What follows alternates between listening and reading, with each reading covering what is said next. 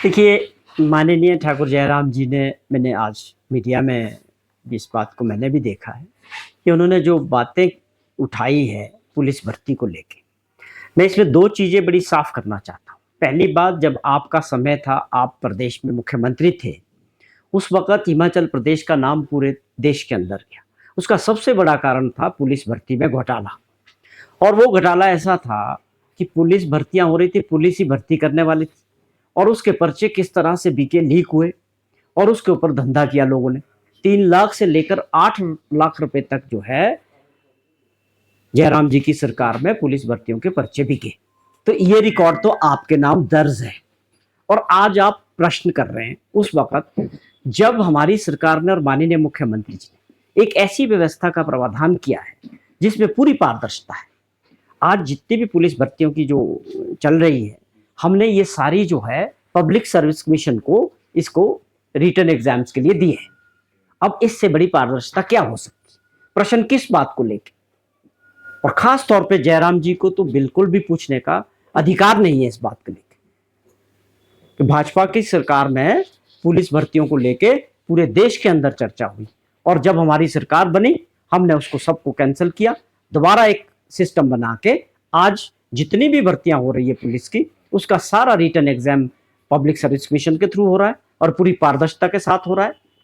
किसी भी व्यक्ति को मैं आप सभी के माध्यम से एक चीज और बताना चाहता हूं कि अगर कोई लोग ऐसे लोग होते हैं समाज में जो फ्रॉड करने की कोशिश करते हैं, कोई भी ऐसा संपर्क कर रहा हो किसी से या ये बात कह रहा हो कि हमें पैसे दे के हम भर्तियों को करवा सकते हैं, तो उनकी बातों में मत आए। ये पूरी तरह से गलत है, झूठ है।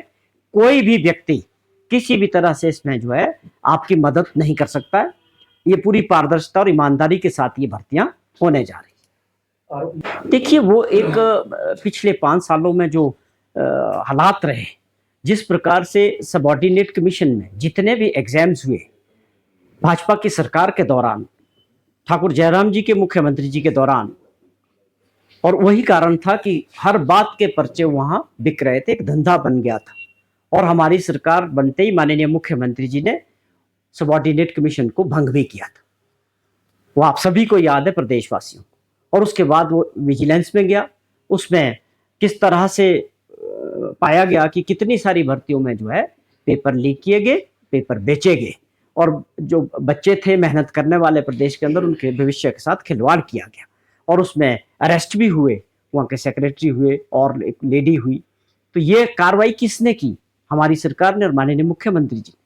तो ये सारी व्यवस्थाएं कहाँ से मिली? पिछली 5 साल जो सरकार रही भाजपा की और जयराम जी की, ये सारी व्यवस्थाएं आप बना के गए थे।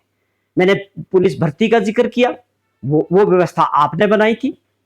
मैंने ये जिक्र किया कि जो हमीरपुर में सबऑर्डिनेट कमीशन था, उसमें जो भर्तियां थी, उसमें जो भ्रष्टाचार था और वो अड्डा बन चुका था, वो व्यवस्था भी जयराम सरकार के 5 वर्ष के दौरान फलती रही। और हमने आते ही इस सारे सिस्टम को, भ्रष्टाचार को दूर किया और भर्तियों में पारदर्शिता लाने के लिए नया सिस्टम बनाया है। तो आज अगर कहीं भी ऐसी कोई शिकायत आएगी कि कोई पर्चा लीक हुआ है या कोई व्यक्ति गलत तरीके से लोगों से पैसा ऐंठ रहा है, इस पे ऊपर सरकार, पुलिस पूरी जोर से कार्रवाई करेगी। किसी को भी बख्शने का कोई मतलब नहीं है। हमारी मंशा पहले दिन से इन विषयों को लेके बड़ी साफ है। देखिए, उस मामले में कुछ ऐसे मामले होते हैं समाज में जिसमें हम सबको जो है थोड़ा संयम और गंभीरता से लेने चाहिए।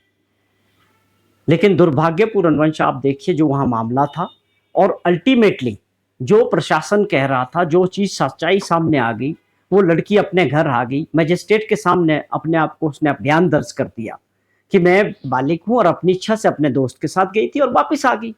पुलिस ने उसको लाके उनके परिवारजनों को सौंप दिया। अब आप बताएं इसमें कहां से मामला बनता था? जिस प्रकार से वहां माहौल बनाने का प्रयास किया गया वो दुर्भाग्यपूर्ण था। और ऐसे सेंसिटिव इश्यूज पे जो समाज में होते, किसी भी नेता को, सामाजिक संस्था को या पॉलिटिकल पार्टीज को थोड़ा संयम रखना चाहिए।